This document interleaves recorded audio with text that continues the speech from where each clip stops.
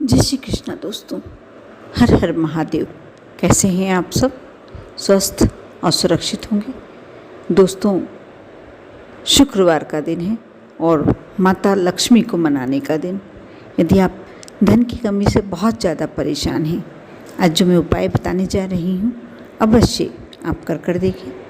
आपको करना ये है कि आपने शायद अपने घर में आजमा कर देखा होगा कि जिस घर में प्रतिदिन घी किस भी तरीके से, यदि आजकल ये नया शौक चल गया है लोगों को कि हम बिना घी की रोटी खाएंगे, क्योंकि हम अपनी हेल्थ के प्रति बहुत कॉन्शियस हैं। हम हेल्थ के प्रति सजग हैं, हम मोटे हो जाएंगे। आजकल की बच्चियाँ, आजकल के बच्चे घी नहीं खाना चाहते, लेकिन नहीं, ये बिल्कुल गलत है। किसी ना किसी रूप में दिन भर में कम से कम 1 चम्मच घी हमारे शरीर में जाना चाहिए। स्वास्थ्य के दृष्टिकोण से तो ये बिल्कुल 100% सत्य है ही कि हमारे स्वास्थ्य को और अच्छा करता है।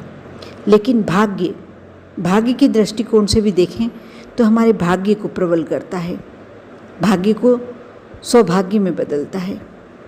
इसलिए घी हमें अवश्य, चाहे हम रोटी में लगाकर खाएं, चाहे हम दाल में डालकर खाएं, चाहे हम सब्जियां इससे बनाकर खाएं, लेकिन हमें घी किसी न किसी रूप में अपने शरीर में अवश्य ग्रहण करना चाहिए, अवश्य खाना चाहिए। एक बात और मैं बता दूं दोस्तों कि घी एक ऐसी वस्तु है, इतनी शुभ, इतनी ऐसी वस्तु है जो कि हमारे घर में कभी भी एकदम पूरी तरीके से समाप्त नहीं होना चाहिए। जिस घर में घी पूरी तरीके से समाप्त हो जाता है वो कई दिनों तक, क्योंकि हम सोचते हैं आज बुला लेंगे, कल बुला लेंगे, परसों बुला लेंगे और उसके बिना ही हम काम चलाते रहते हैं। नहीं, ये बिल्कुल गलत है। घी हमारे घर में पूरी तरीके से कभी भी ख़त्म नहीं होना चाहिए। जब ख़त्म होने वाला हो, समाप्त होने वाला हो, उससे पहले ही आप घी बुला कर रख लें। बहुत ज़रूरी है ये हमारे सौभाग्य के लिए ज़रूरी है, हमारे ऊपर माँ लक्ष्मी की कृपा, क्योंकि घी बिना किसी भी देवी देवताओं की आरती नहीं होती, दीपक नहीं लगता, यज्ञ नहीं होते। यानी हर शुभ कार्य में घी की आवश्यकता होती है। यदि गाय का घी आप कहीं से प्राप्त कर पाते हैं, शुद्ध घी, देशी घी, तो बहुत ही श्रेष्ठ।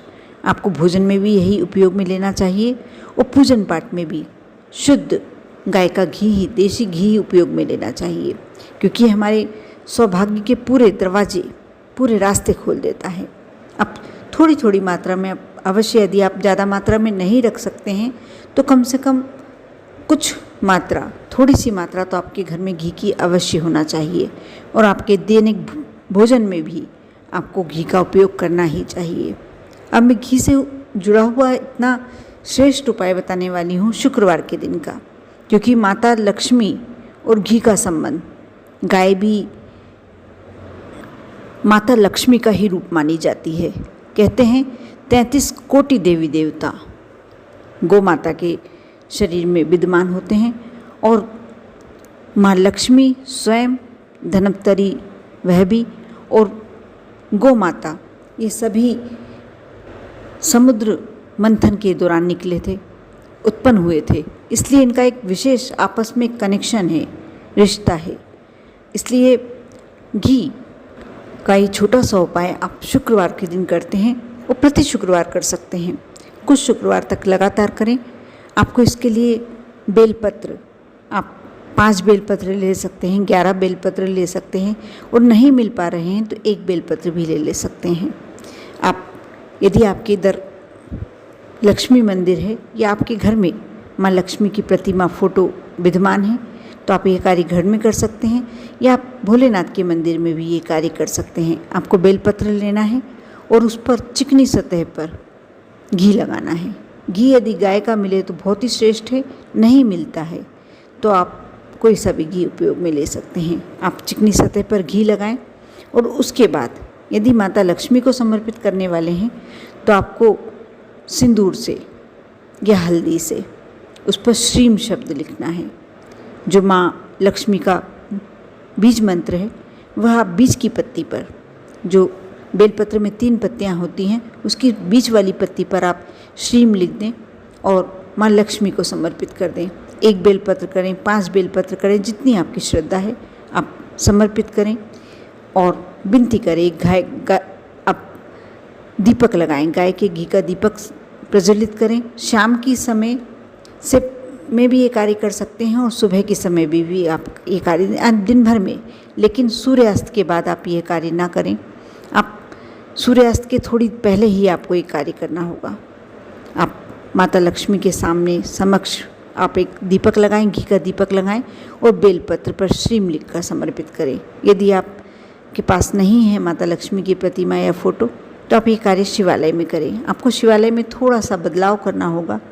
आप 5 बेलपत्र ले लें, 1 बेलपत्र ले लें, 11 बेलपत्र ले लें, जैसे भी आपको मिल जाएं। बेलपत्र स्वच्छ और साबुत होना चाहिए, कहीं से टूटे फूटे बेलपत्र नहीं चलेंगे। आप उसे साफ़ कर लें। जो चिकनी सतह है उस पर सबसे पहले घी लगाएं। यदि गाय का घी है तो बहुत ही श्रेष्ठ, नहीं तो आपके पास जो घी है वह ले सकते हैं। आप उसके बाद थोड़ा सा चंदन घिसे, आपको चंदन लाल वाला लेना है।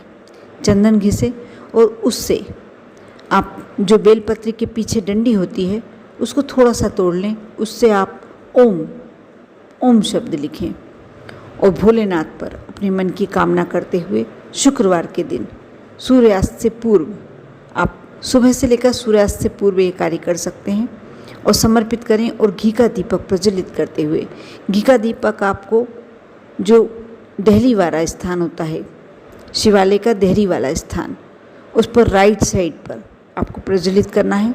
और उसके बाद आप अपने घर में भगवान भोलेनाथ से विनती करके अपने घर में आ जाइए। बस आपको इतना करना है और आपके जीवन में परिवर्तन, धन संबंधी समस्याएं दूर होने लगेंगी। बहुत श्रेष्ठ उपाय है। और शाम के समय अपने मुख्य द्वार पर, घर के मुख्य द्वार पर शुक्रवार के दिन कम से कम, आप प्रतिदिन लगाते हैं तो बहुत ही श्रेष्ठ है, नहीं लगा पाते हैं तो आप शुक्रवार के दिन घी का दीपक अवश्य प्रज्वलित करें। और घी, मैं बार बार यही कह रही हूँ कि घी अपने घर में पूरी तरीके से कभी समाप्त नहीं होने दे। कहते हैं हम अपने दुर्भाग्य को स्वयं आमंत्रण देते हैं, स्वयं आमंत्रित करते हैं। कुछ ऐसी गलतियाँ कर जाते हैं, जैसे घरों में चावल ख़त्म हो जाता है, लोग ध्यान नहीं देते हैं। नहीं, वह बिल्कुल गलत है। नमक समाप्त नहीं होना चाहिए पूरी तरीके से। जब नमक थोड़ा सा बचे आप दूसरा बुला लें। इसी प्रकार घी का कहा जाता है। घी हमारे घर में पूरी तरीके से कभी भी समाप्त नहीं होना चाहिए। ये एक तरह से हमारे लिए दुर्भाग्य का समय लाने का कारण बनता है।